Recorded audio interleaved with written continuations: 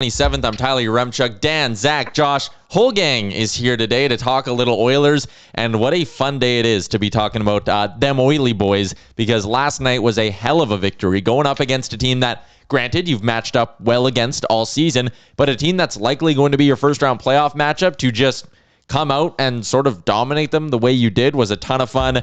One of the more iconic moments of this season, I think, will be Connor McDavid sort of looking back at the defenders as he goes in on his breakaway, like the McPeak, I think we can call it.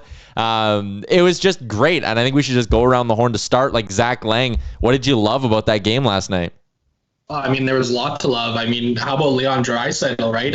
Highest scoring German ever. Yeah. I wrote about that today at Oilersnation.com, and it was just great to see, the team rallying around him and everybody giving him props. Obviously, 4-point night for McDavid closes the gap on 100 points, which was great to see. And then, hey, you got two new guys in Ryan McLeod and Dmitry Kulikov who had one hell of a game out there. It was about as complete of a game as you could ask for, I think.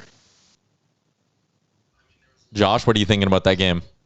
Yeah, a lot of different storylines coming out of last night's game. Obviously, we can talk about McDavid forever and just the crazy performance that he put on, taking over the game once again. It just seems like he can flip the switch and dominate a game on a night-in, night-out basis, which is pretty much what he does. But, like Zach mentioned, a good performance by Dmitry Kulikov. One thing that kind of surprised me about his game is just his willingness to jump up in the rush. It seemed like he almost had a little bit more of an offensive knack than I maybe would have thought out of him originally. But, same with Ryan McLeod. He drew a penalty earlier in the first period.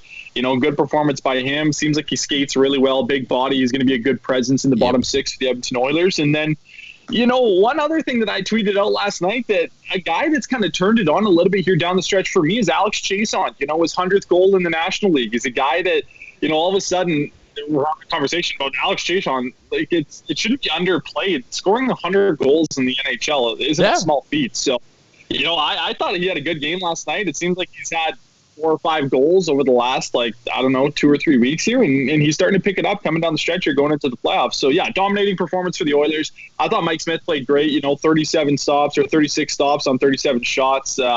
And once again, tied for 5th in the NHL among goalies when it comes to win percentage. So dominating performance by him, and just all around the type of way you want to be trending heading into the final stretch of the season here. We are live on Facebook, Twitter, and Twitch for State of the Nation, as we are every Tuesday. Nation Dan, your big takeaways, the moments that stood out in the Oilers' thumping of the Jets.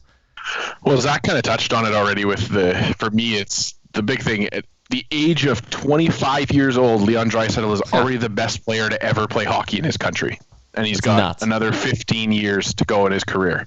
That's unbelievable to me. That's a really special moment. You guys already said it. Connor McDavid, hashtag McCentury. It's happening.